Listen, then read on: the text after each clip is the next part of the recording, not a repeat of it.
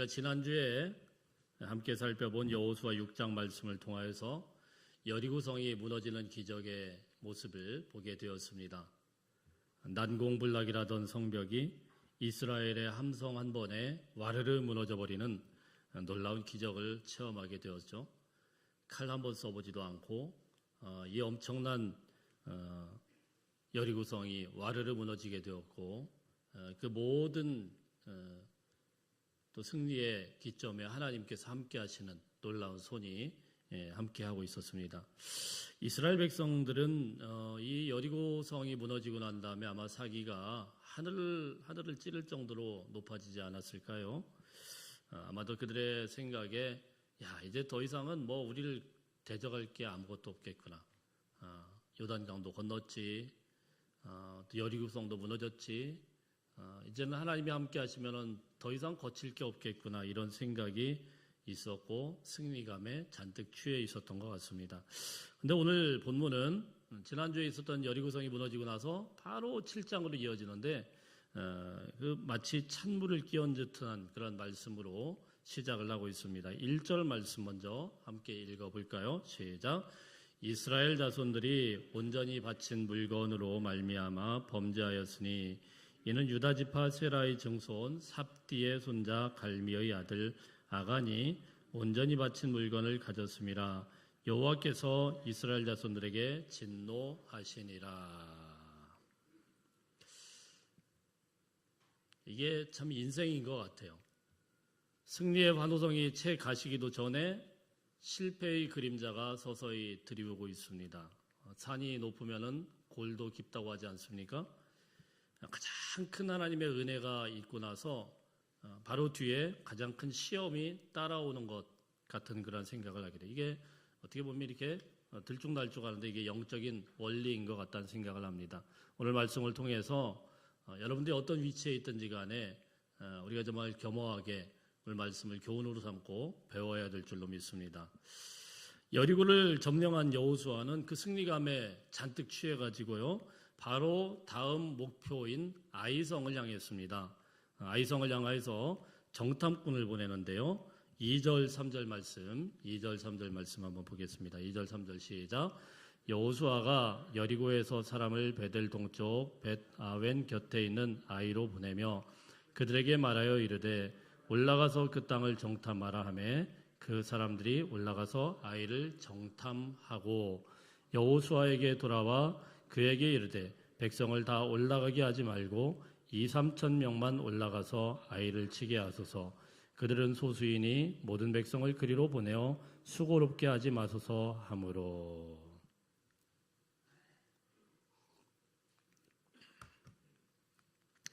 여리고성의 승리 바로 직후에 여호수아는요 멈추지를 않고 정탐꾼을 뽑아가지고 바로 아이성을 정탐하도록 보냅니다. 그리고 그들이 돌아와서 말하는데 뭐라고 하냐면요, 아이성 그거 별거 아닙니다. 가보니까 우리가 다 갈 필요가 있겠습니까? 한 2-3천 명만 가서 그냥 하면 간단하게 정복될 것 같습니다. 아주 우습게 본 거예요. 여러분 이 보고를 가만히 읽다 보면은 이 사람들이 참 계산이 빠르구나 이런 생각이 드실지 모르겠지만은 사실은 여기에서 우리의 영적인 부분들을 어렵게 만들고 또 힘들게 만들고 무너지게 만드는 영적인 독소의 모습을 한 2가지 정도를 우리가 볼 수가 있습니다. 슬라이드를 한번 넘겨주세요. 그게 아니고 뒤로 더요. 예, 자, 영적인 독소. 자, 첫 번째 한번 해주세요. 뭐가 없다고요? 기도가 없었다는 겁니다. 기도가 없었다. 자, 여리고성 때는 하나님이 돌라고 하실 때까지 기다렸습니다. 요단강도 마찬가지였습니다. 요단강을 건너기 전에도 하나님의 음성이 들릴 때까지 기다렸어요. 뭐 하면서 기다렸습니까? 주님 앞에 기도하면서 정말 하나님의 뜻이 무엇인지를 곰곰이 묵상하면서 그리고 하나님께서 가라고 하면 가고 서라고 하면 서고 하나님의 나팔소리에 따라서 철저하게 하나님의 음성을 따랐던 것이 바로 여리고성 작전이었던 것입니다. 지금까지는 그랬어요. 아주 철두철미했습니다. 하나님이 하라는 대로 불만 없이 했습니다. 요단강도 건너고 할례를 행하라 하면 할례를 행하고 유월절을 행하라 하면 유월절을 행하고 돌라면 돌고 서라면 서고 외치라면 외치고, 자, 이게 이스라엘 백성들이 보여준 모습이었는데 오늘 이 말씀을 보면은 아이성을 향하여서 정탐꾼을 보내기까지 전혀 하나님 앞에 엎드리는 모습이 없어요. 기도를 안 해요. 그리고는 사람들을 보내놓고는 그 정탐꾼들이 쓱 보고 와가지고 저거 대충 한 2, 3천 명만 가면 됩니다. 그랬더니 철떡같이 믿고 그래 오케이. 정탐꾼들의 말만 덜컥 믿고는, 그들의 눈썰미만 믿고는 하나님 앞에 묻지도 않고는 제멋대로 판단하고 제멋대로 결정하는 모습을 보게 되는 거죠. 이게 첫 번째 영적인 독소의 모습입니다. 기도를 하지 않았다라는 거. 두 번째 영적인 독소는 무엇입니까? 한번 읽어봅니다. 시작. 제멋대로 판단하고 결정했다라는 겁니다. 2절, 3절 말씀에 보면은 참 어떻게 보면은 굉장히 좀 이 사람이 영적인 감각이 있나 이렇게 싶어요. 수고롭게 할 필요 없습니다. 하나님이 다 함께 하실 텐데요. 그러지 않겠어요? 지금까지는 하나님이 함께 하셨는데 뭘 그렇게 수고합니까?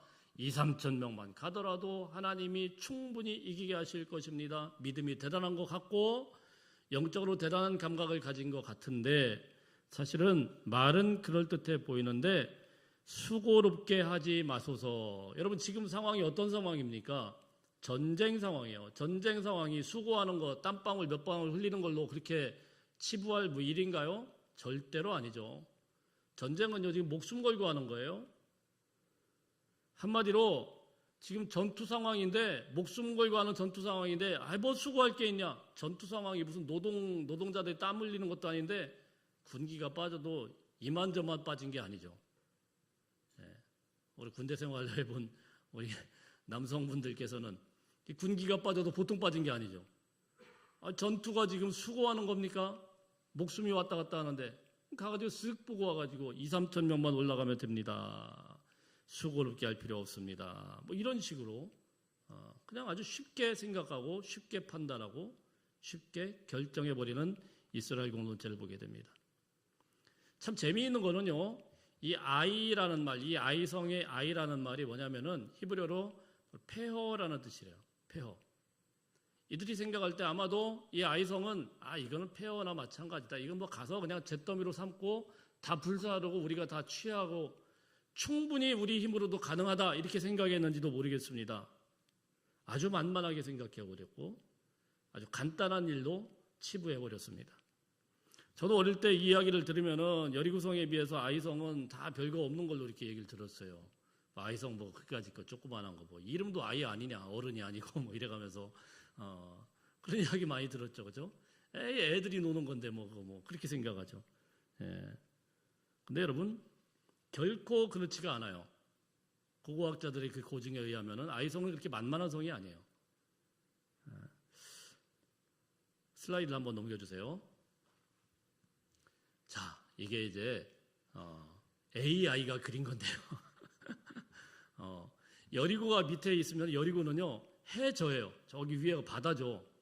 바다를 하는 거예요. 바다 밑에 해저 250m라고 합니다.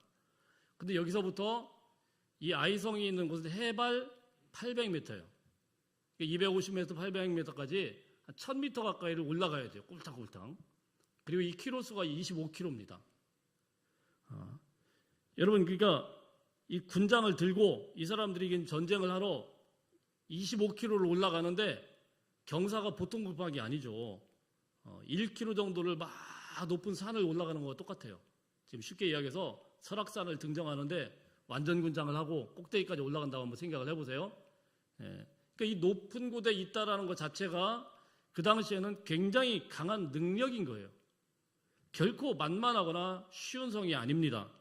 쉽게 생각할 성이 아니에요. 해발 800m 고지라고 하면 지금 아이가 어디에 있는지 정확하지는 않지만은 예루살렘이 800m 고지에 있습니다. 아마 그 근방 어디일 것이다 이렇게 추정을 하는데 만만한 지형이 아닙니다. 여리고에서 예루살렘까지 가는 유명한 루트가 있습니다. 성지순례 가면 항상 그게 코스거든요. 여리고 찍고 버스를 타고 예루살렘을 쭉 올라가는데 거기 올라가는 중간에 뭐가 있냐면 유대 광야, 이 광야가 있어요. 그 유명한 예수님이 40일 동안 시험받았던 그 광야, 거기가 크게 있어요. 여기를 올라가는 게 만만치가 않아요. 정말 만만치 않아요. 가다가 힘 다 빠집니다. 그래서 여러분 시편 말씀해 보면 성전에 올라가는 노래라고 해가지고 시편 120편부터 그 길게 사람들이 너무 힘드니까 그 노래를 부르고 화답하면서 그 광야 사막을 헤매며 올라가는 곳이 그곳이에요. 올라가는 데서부터 진이 다 빠집니다. 그런데 여러분 광야도 통과해야 되지만은 실제로도 아이성이 그렇게 만만한 성이 아니에요. 나중에 8장에서 아이성을 완전히 이스라엘이 정복하는데 그때 정복해가지고 아이성의 남녀가 다 죽은 인원이 몇 명이냐 12,000명이었습니다. 12,000명의 그 강한 전사 같은 사람들을 상대로 2-3,000명만 가면 됩니다. 뭐 이렇게 해서 얘기하는 거예요. 아주 너무 건너머서 너무 쉽게 생각한 거예요. 아마 제대로 정탐도 안 하고 대충 보고 나가지고 저 정도쯤이야 뭐 쉽지 뭐 하나님이 함께 하시는데 뭐 요단강도 건넜고 그리고 광야길도 우리가 살아남았는데 뭐 2-3,000명이면 충분하지. 기도도 안 하면서 이런 식으로 이야기를 한 거예요. 3,500년 전에요. 12,000명의 인구가 살았다는 것은 엄청나게 큰 성입니다. 딱 봐도 그게 아니라는 걸 알 텐데 왜 그들은 그렇게 건너머가지고 너무 쉽게 생각했을까요? 왜 그것을 갖다가 애들 장난처럼 생각해서 2-3,000명만 보내가지고 그냥 그렇게 완전히 누가 봐도 그건 아닌데 너무 건너머서 생각을 했을까요? 바로 그들의 마음속에는 교만이라는 것 때문이죠. 교만이라는 것은 상대방을 아주 깔보게 만들고 쉽게 생각합니다. 상대방이 어떤 존재인지 정확하게 판단도 못하면서 자기가 대단한 걸로 그렇게 생각을 하는 거죠. 근데 여러분 우리가 이런 말씀을 가만 보다 보면은 신앙의 베테랑으로 오면서 목사 안수 받고 저도 이제 한 20년 이상 넘고 막 이러다 보니까 우리가 정말 조심하고 또 조심해야 되는 게 이 교만의 마음인 것 같아요. 이 정도 일이야 내가 옛날에도 다 해봤던 건데 뭐 이런 문제는 뭐 기도 안 해도 충분하지 뭐 이렇게 하면서 생각하고 판단하는 거죠.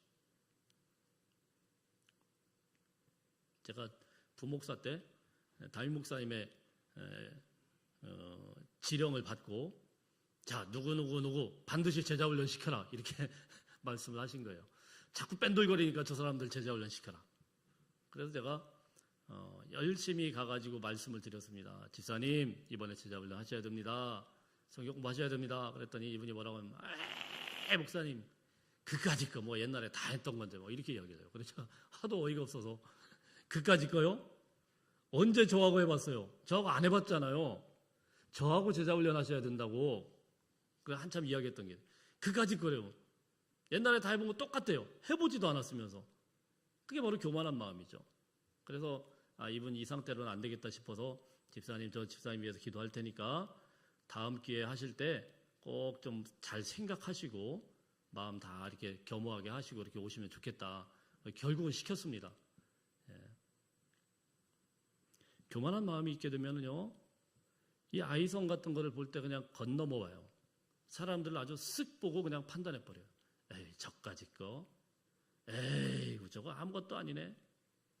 자기가 그 사람에 대해서 뭘 얼마나 안다고 그렇게 쓱 판단하고 함부로 재단을 하는 거예요. 이게 이스라엘 백성들이 보여줬던 영적인 아주 가장 치명적인 죄악이었다는 것입니다. 결국 이스라엘 백성들은 아이성 전투에서 이렇게 힘들게 올라가 이길 리가 없죠. 이 힘든 싸움으로 꼴딱꼴딱 올라가서 어떻게 이깁니까? 더군다나 그 산 위에서 800m 고지에서 이렇게 사는 사람들은요, 대단한 전사들 아니겠어요? 훈련된 사람들, 그런 사람이 있는데 꼼짝도 못하고 그냥 줄기차게 도망쳐 왔습니다. 그래서 오늘 보면은 36명이 죽었는데 아마 이게 제가 볼 때는 36개 주랭랑 여기서 나오지 않았나 싶은데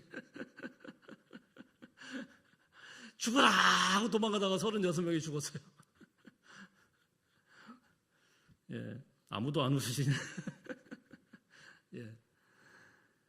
하나님이 함께 하시지 않는 그런 전쟁의 결과가 너무나도 참혹하게 끝나버린 거예요.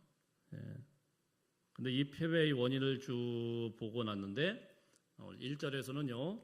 한 사람을 주목을 합니다. 바로 아간이라는 사람이죠. 아간이라는 사람이 범죄를 해서 그 아간이 범죄한 것 때문에 결국은 이스라엘 공동체가 36명이 죽게 되었다라는 결론이 되게 되는 겁니다. 도대체 아간이 무슨 죄를 저질렀을까요? 요약을 하면 하나님께서 여리고성이 무너졌을 때 아무것도 가져오지 말라고 했는데 몇 가지를 훔쳤어요. 21절 말씀 우리가 읽지는 않았는데 21절 말씀에 보면은 어떤 것을 훔쳤냐면은 시날산의 아름다운 겉옷 한 벌, 은 200세겔, 그리고 50세겔 중에 금덩이 하나. 자, 이렇게 되어 있습니다. 뭐 이게 옛날 수치니까 이게 따져보기는 좀 어렵지만은 출애굽기 말씀에 보면 은 한 세겔이 어느 정도냐면은 은 한 세겔이 성인 남자가 4일 동안 노동한 것의 노동비예요. 4일 동안 열심히 땀 흘려서 일하면은 은 한 세겔 받는 거예요. 이게 우리나라로 지금으로 치면 얼마 정도 들까요? 제가 쉽게 계산이 안 돼서 하루에 20만 원씩 받는다고 치면 요즘 20만 원 받나요? 한 10만 원이라고 치더라도 한 40만 원, 50만 원 이렇게 받는다고 치십시다. 열심히 일해서 그게 은 한 세겔이에요. 그래 은 200세겔이라고 했습니다. 그리고 또 금 50세겔은 또 어느 정도냐면은 성인 남자, 성인 노동자가 60일 동안 하는 그런 급여다 이렇게 되어 있습니다. 그러니까 이게 지금 다 치면 제가 뭐 이렇게 대충 따져보니까 3,800일 동안 한 사람이 하루도 안 쉬고 죽으라고 일해야 받는 그 정도의 가치예요. 3,800일 계산이 안 되죠. 그러니까 10년도 넘게 한 사람이 노동자가 한 사람이 10년도 넘게 죽으라고 하루도 안 쉬고 매일매일 일해야 받는 그 정도의 금액이 이만큼입니다. 적어요? 많아요? 꽤 많죠. 정확한 건 아니지만 줄 잡아도 수억 원. 그 정도를 갖다 자기가 낚아친 거예요. 근데 이 사람이 이렇게 못 사느냐? 그렇지 않습니다. 아간은 한 집안의 그 족장이었고 대표였습니다. 근데 왜 그걸 갖다가 낚아챘을까요? 하나님이 하지 말라고 했는데 그게 바로 탐심이라는 거죠. 탐심. 배고파서 어려워서 생활에 어려워서 그걸 취한 게 아니고 탐심이 가졌기 때문에 그걸 갖다가 취한 거예요. 그리고 하나님이 말씀하셨는데도 분명히 그걸 어기고 숨겨놓은 겁니다. 탐심이라는 거는 다른 말로 이야기하면은 또 무슨 말이냐면은 자기가 특권의식을 갖는 거예요. 우리 다시 한번 슬라이드 넘겨주세요. 아까 그 부분 슬라이드 지금 왔다 갔다 합니다. 특권의식, 나 하나쯤이야. 특권의식에 나오는 그런 탐심이라는 거죠.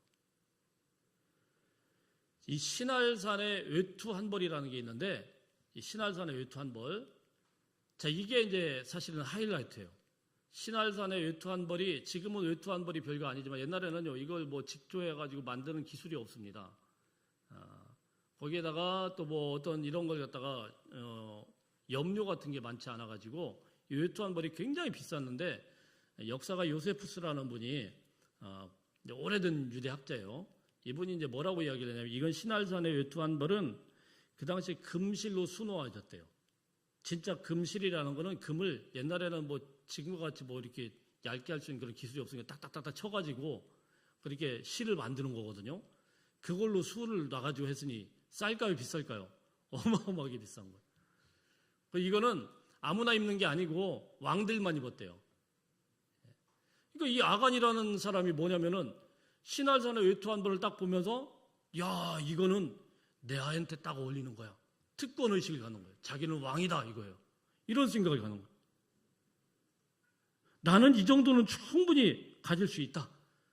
야 내가 하나님 앞에 이바지한 게 얼만데 내가 여리고 성벽을 돌면서 얼마나 많이 희생을 했는데 남들 모르게 뭐 이것 좀 은 조금 금 조금 이런 거 가지는 게 무슨 문제가 되냐. 내가 이런 뭐 왕들이 입는 옷 정도는 내가 입어줄 수 있지 막 이래가면서 그거를 훔친 거예요. 여러분, 이게 바로 교만의 정체라는 겁니다. 하나님이 분명히 말씀하셨어요. 하나님의 기준이 뭡니까? 절대로 손대지 말아라. 손대는 날에는 끝장난다. 이렇게 6장에서 말씀을 하셨는데 그거 다 무시하고 그냥 자기 멋대로 그냥 챙긴 거예요. 이거는 단순한 절도죄가 아니고 하나님의 것을 내 것으로 착각한 영적인 찬탈죄라는 겁니다. 우리 사랑하는 성도 여러분, 평생 동안 교회를 위하여서 헌신해 오시고 눈물로 기도하고 물질로 봉사하셨습니다. 그런데요, 하나님께 이 사탄은 뭔지냐면 그런 헌신과 봉사의 마음을 갖다가 슬쩍 집어넣으면서 교만한 마음을 집어넣어요. 뭐라고 하냐면은 아간의 마음은 무엇이냐면은 내가 이마만큼 봉사를 했는데 내가 이마만큼 하나님 앞에 헌신을 했으면 요거 정도는 가질 수 있지. 내가 이 정도는 누릴 수 있지. 그러면서 왕의 옷을 입는단 말이에요. 하지 말아야 될 건 한단 말이에요. 내가 이 교회에 기여한 게 얼마인데 나를 이런 식으로 대접해? 내가 누군데?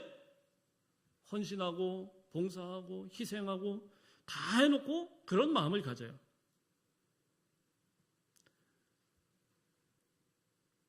제가 참 교인들과 같이 교제를 하면서 참 좋은 추억도 있지만 목회를 좀 하다 보니까 좀 좋지 않은 추억도 한두 개 있어요. 한 번은 한 성도님께서 자기들끼리 싸웠습니다.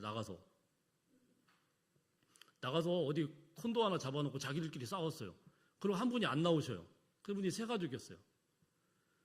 근데 그거 했다고 싸웠으면 자기들끼리 화해해서 어떻게든 데리고 오면 되잖아요. 근데 제가 그분들이 어떻게 다퉜는지 모르잖아요. 근데 하도 안 나오시길래 여쭤봤습니다. 요즘 그 집사님이 안 보이는데 어떻게 된 겁니까? 그랬더니 꽁 하고 말씀을 안 하시더니 목사님이 찾아가가지고 무릎 꿇고 싹싹 빌어가지고 그분을 데리고 오래요. 자기들끼리 다퉈놓고 이게 무슨 말씀이냐 그랬더니 간접간접 물어봤더니 엄청나게 다툰 거예요. 뭔지는 아직도 모릅니다. 근데 다퉈놓고는 저보고 그렇게 이야기를 하는 거예요. 그래서 뭐 때문에 다퉜습니까? 그건 알 것도 없고 성도가 상처를 입었으면은 목사님 책임이니까 가셔가지고 밤이 새든 새벽이 오든 그 집에 가만히 앉으셔가지고 지금 전화통화도 안 되고 아무것도 안 되니까 가서 싹싹 빌고 데리고 오래요. 여러분이 생각해도 어이가 없죠? 제가 얼마나 어이가 없었겠어요. 그래서 하도 어이가 없어서 그거는 당신은 그렇게 생각하시고 저는 제 생각대로 할 테니까 그분이 나오든 안 나오든 해결을 하시든 말든 그냥 그렇게 생각하시고 저는 그렇게 안 하겠습니다. 그렇게 생각하는 게 교회라고 생각하고 그렇게 생각하는 게 목사라고 생각한다고 하면은 저는 그런 교회 하기 싫습니다. 그러고 나왔어요. 저는 지금도 잘했다고 생각합니다. 저는 그분이 생각하는 그런 교회관은 맞지 않다고 생각해요. 얼마나 목사를 하찮은 존재로 생각을 했으면 그냥 자기들끼리 다툰 걸 갖다가 밤새도록 가가지고 거기서 싹싹 빌고 데리고 오라는 거예요. 담임 목사를. 그 자기의 무슨 발바닥을 닦는 게 종도 아니고 어처구니가 없어요. 지금도. 결코 옳지 않습니다. 결코 옳지 않아요. 그러니 여러분 이 강단에서 제가 설교를 하면 얼마나 우습게 생각하겠어요. 쟤는 어차피 내가 시키는 대로 그냥 사실 길 사람인데 이렇게 생각할 거 아니에요. 여러분 지금 사회에 나가서도 어떤 사장이나 이런 사람들이 직원들한테 그런 식으로 갑질을 했다고 생각하면 난리 납니다. 근데 하물며 담임 목사라고 아무것도 못한다고 그런 식으로 취급을 해버리면은 그건 말이 안 되잖아요. 내가 이 교회에 기여한 게 얼마인데? 내가 하나님 앞에 드린 게 얼마인데? 이렇게 하면 교만하게 나간 거예요. 우습게 알고는 2-3천 명만 보내가지고 아이성쯤이야 간단하게 제압할 줄 알았는데 결과적으로 패하고는 36명이나 되는 사람들이 다 죽게 되었습니다. 그러자 여호수아는 그때 하나님 앞에 엎드려서 막 울부짖으며 기도를 합니다. 우리 7절 말씀 한번 읽어볼까요? 7절 말씀 시작. 이르되 슬프도소이다. 주 여호와여 어찌하여 이 백성을 인도하여 요단을 건너게 하시고 우리를 아모리 사람의 손에 넘겨 멸망시키려 하셨나이까 우리가 요단 저쪽을 만족하게 여겨 거주하였다면 좋을 뻔하였나이다. 이게 여호수아가 드린 기도거든요. 이 기도를 가만히 보면 굉장히 황당합니다. 무슨 이야기냐면 하나님 왜 우리를 여기까지 와서 죽입니까? 차라리 요단 저편에서 죽이시지 왜 요단강을 건너게 하셨습니까? 막 이러면서 원망을 막 쏟아내는 겁니다. 이게 여호수아가 했다라는 게 참 믿겨지지가 않아요. 이 지도자 여호수아가 이렇게 원망했다는 게 믿겨지지가 않아요. 사실 이 모든 부분을 보면 여호수아가 절대로 그러면 안 됩니다. 아까 이야기했던지 그 산꼭대기까지 힘들게 올라가 가지고요. 아이성의 군사들이 막 쳐들어올 때 줄기차게 도망치다가 36명이 죽은 겁니다. 자기들끼리 도망치다가 36명이 막 2-3천 명이 올라갔다가 한꺼번에 도망치다가 깔려 죽어도 30명은 죽어요. 그럼 36명 죽었다고 하면은 하나님 앞에 어떻게 해야 됩니까? 하나님 그래도 감사합니다. 그래도 그 와중에 우리를 보호하여 주셨군요. 그 와중에 이렇게 36명만 죽게 된 거는 하나님 기적이죠. 하나님 감사합니다. 근데 우리가 어떤 하나님 앞에 잘못을 했을까요? 하나님 우리가 어떻게 하나님 앞에 서야 될까요? 이렇게 물어야 되는 게 여호수아의 모습이에요. 지금까지의 여호수아의 모습은 그래요. 근데 여호수아가 뭐라고 합니까? 왜 우리를 요단강을 건너게 했습니까? 왜 여기까지 와서 죽게 하십니까? 차라리 건너지 않게 하였으면 좋잖아요. 막 이러면서 계속 이야기를 하는 거예요. 근데 어디서 많이 본 모습 아닙니까? 40년 전에 이스라엘 백성들이 홍해바다 앞에서 원망하고 불판하고 불평하던 모습과 똑같아요. 홍해바다 앞에 딱 가로막히니까 왜 우리를 여기서 죽게 만드느냐, 애굽에서 매장지가 없느냐 막 이래가면서 얼마나 불평을 했습니까? 그런데 이런 불평을 누가요? 여호수아가, 지금 최고의 지도자 여호수아가 막 사정없이 하나님 앞에 불평을 내대는 거예요. 여호수아 정도라면 저러면 안 되죠. 그렇죠? 근데 왜 이럴까요? 자기도 모르는 사이에 이스라엘 전체를 덮고 있었던 안개와 같은 교만의 영이 바로 이 지도자 여호수아에게까지도 이렇게 완전히 이상한 사람으로 만들어 버리게 된 거예요. 잠깐 이렇게 된 거예요. 잠깐. 저는 이 말씀을 보면서 한번 생각해 보게 됩니다. 제가 이렇게 큰 소리 뻥뻥 치고는 있지만 이 교만이라는 것으로부터 자유로울 사람이 있을까? 없을 것 같습니다. 단호하게 말씀드리는데 없을 것 같습니다. 저도 마찬가지고 여러분들도 마찬가지고 하나님 앞에 이 교만이라는 데서부터 자유로운 사람이 있을까? 순식간에 이런 마음이 오는 거예요. 그래서 하나님께서 이 여호수아에 엎드린 그 모습을 보면 얼마나 웃기겠어요. 지도자라는 인간이 와요. 톡 엎드려가지고 이거는 지금 이스라엘 백성들이 그러는 게 아니에요. 왜 우리를 여기까지 불러왔습니까? 왜 우리를 요단강을 건너게 했습니까? 왜 우리를 여기서 죽게 만듭니까? 여호수아가 그러고 있어요 지금. 하나님이 이제 뭔가 특단의 조치를 취해야 되는데 우리 10절 11절 한번 읽어봅니다. 10절 11절 시작. 여호와께서 여호수아에게 이르시되 일어나라. 어찌하여 이렇게 엎드렸느냐? 이스라엘이 범죄하여 내가 그들에게 명령한 나의 언약을 어겼으며 또한 그들이 온전히 바친 물건을 가져가고 도둑질하며 속이고 그것을 그들의 물건들 가운데 두었느냐? 하나님께서 일단 뭐라고 하냐면 호통을 치면서 일어나라! 그리고 뭐라고 이야기해요? 이스라엘이 범죄하였다. 이렇게 말씀합니다. 이걸 잘 보셔야 돼요. 사실은 1절 말씀에도 보면은 누가 범죄한 겁니까?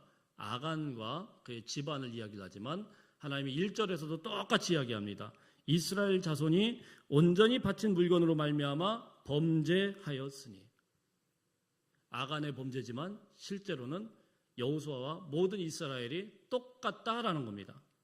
분명히 죄를 지은 것은 아간과 그의 가족이고 아간과 그의 가족이 대표적으로 죄를 지어서 행동을 옮겼지만 사실은 생각하는 거나 그들의 마음의 상태는 똑같아요. 다만 행동으로 옮기지 않았을 뿐이에요. 그러니까 이거는 아간 한 사람의 문제가 아니고 아간의 가족만의 문제가 아니고 사실은 이스라엘 백성들도 똑같은 문제입니다. 행동만 옮기지 않았을 뿐이지 그들의 마음속에는 이미 하나님 없이도 괜찮다라는 영적인 자만감과 교만이 꿈틀대리며 자라나고 있었던 겁니다. 그래서 그냥 아이성 보면서 기도하지도 않고 섣불리 판단하고 함부로 결정하고, 그리고 그 모든 탓을 하나님 앞에 막 돌려가면서 왜 우리를 여기까지 끌고 왔느냐고, 왜 우리를 여기서 죽게 만드냐고 막 이러면서 불평하고 투정하고, 이러다가 이스라엘 전 세대들이 다 어떻게 됐습니까?